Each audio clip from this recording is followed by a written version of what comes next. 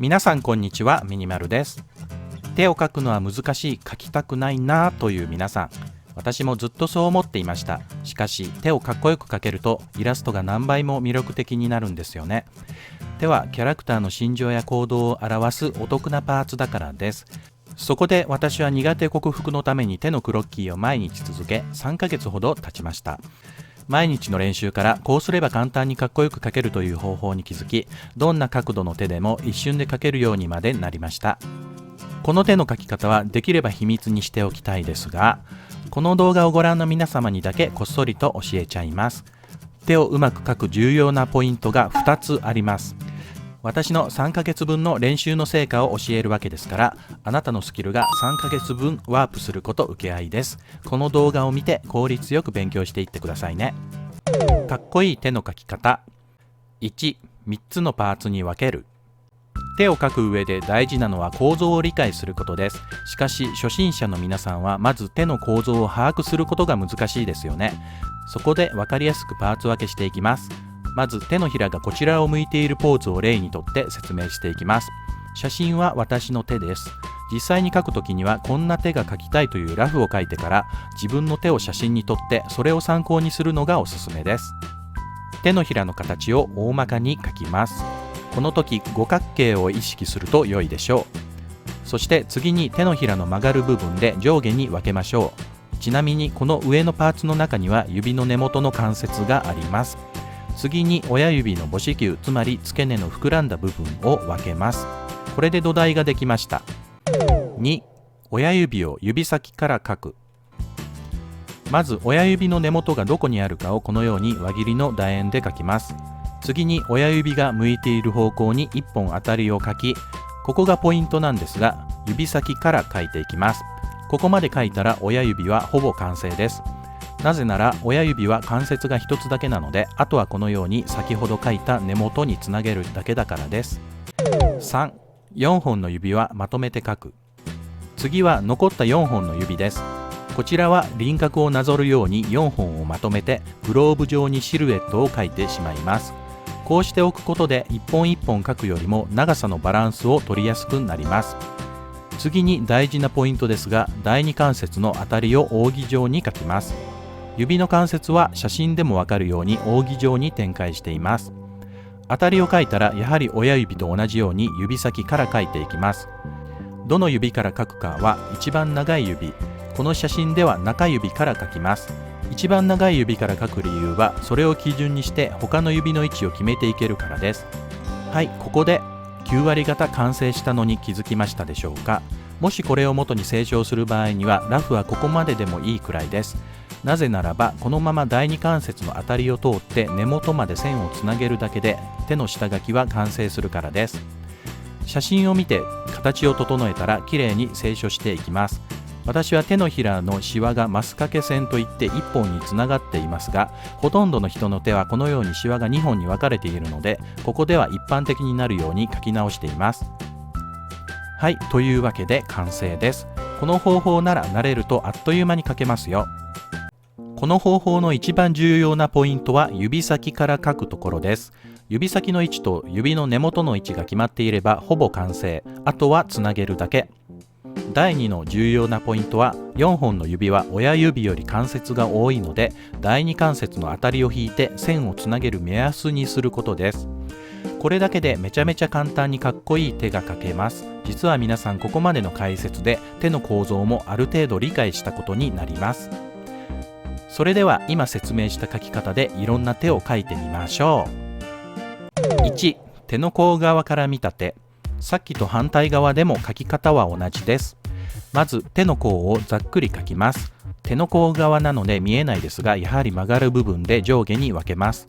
これは先ほど言ったように根元の関節がこの中にあるという構造を理解でき、さらに親指の位置を決める際の目安にもなります。同じく母指球も描きます。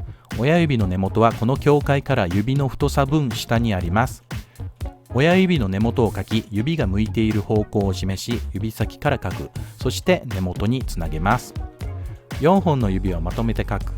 第二関節の当たりを扇状に描く。指先から描いて第二関節の当たりを通って根元につなげる。指先が見えない場合は次の関節から書いていきます。さらに簡単ですね。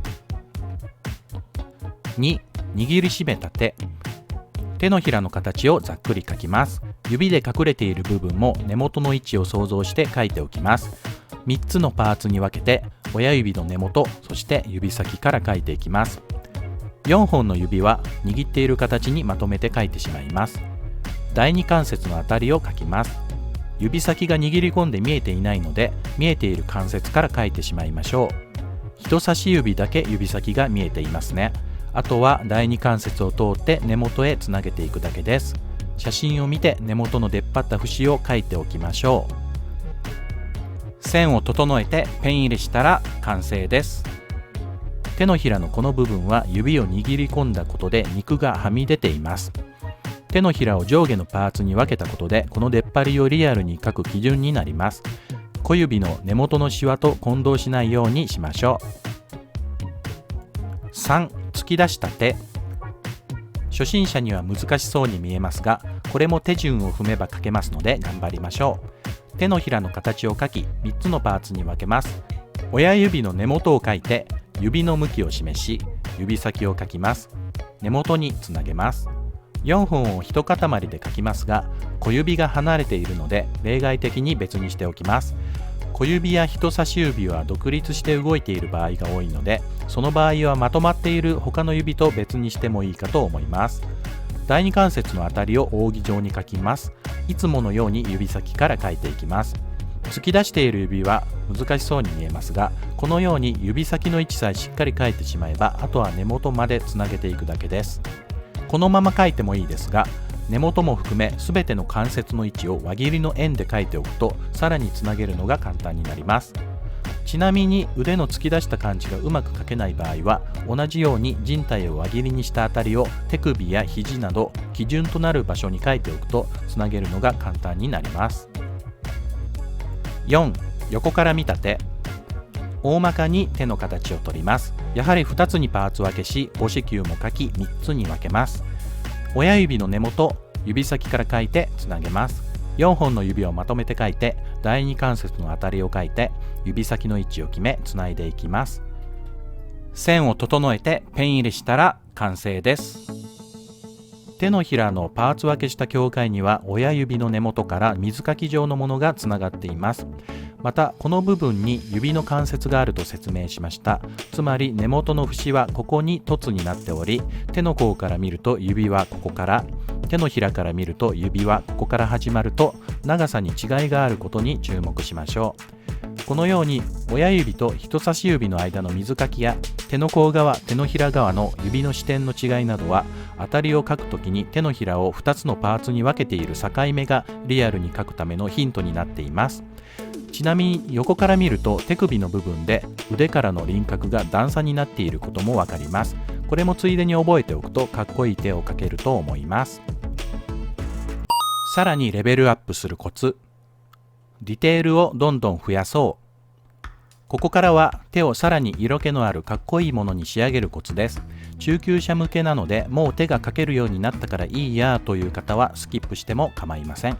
手を描くのに慣れてきてからこのパートを見るとより頭に入ってくると思います。1、指は第1関節が細く、第2関節は太い。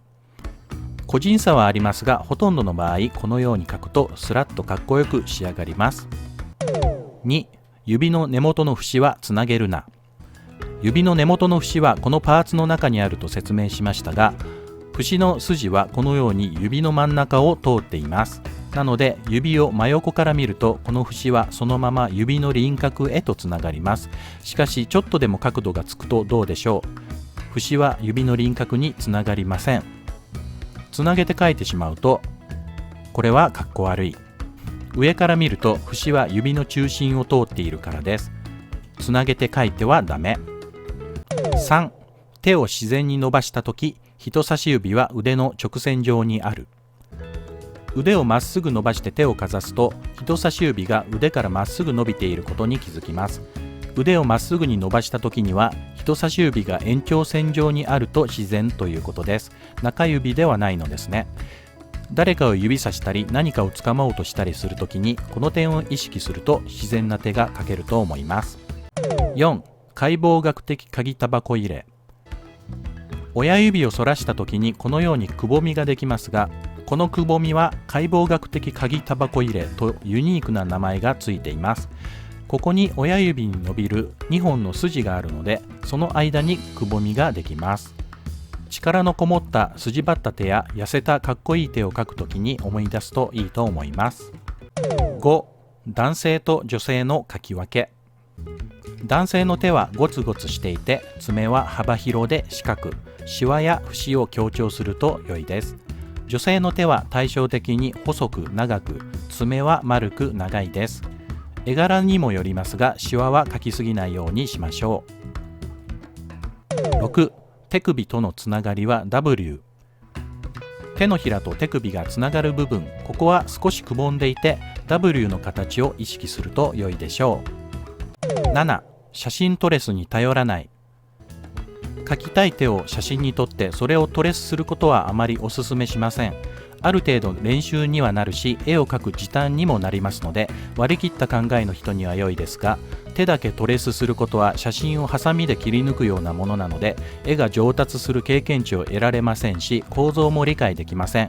構造が理解できなければ、自分の手の写真を可愛い女の子の手に書き換えることもできませんし、イラストに実物の写真の手を当てはめると変形させたとしても変になっちゃうかもしれません。この動画をご覧になった皆さんはすでに手の構造についての知識を得ています。写真を参考にすること自体は良いことですが、できるだけ頑張って模写するようにしましょう。私も上達するように頑張ります。いかがでしたでしょうか。どんな手であっても手のひらを3つのパーツに分けることと指先から描くという2つのポイントを押さえることで、あっという間にかっこいい色っぽい手が描けちゃいます。魅力的な手を描きたい皆さん、ぜひ試してみてくださいね。またこの他にもいろんな手を毎日のクロッキー練習動画で描いていますので、生配信アーカイブもご覧ください。毎朝の生配信では役立つ描き方のコツも解説していますので、よかったら参加してみてくださいね。以上で今回の動画は終わりです。この動画が役に立ったらぜひ高評価並びにチャンネル登録をよろしくお願いします。それではまた次の動画でお会いしましょう。バイバイ。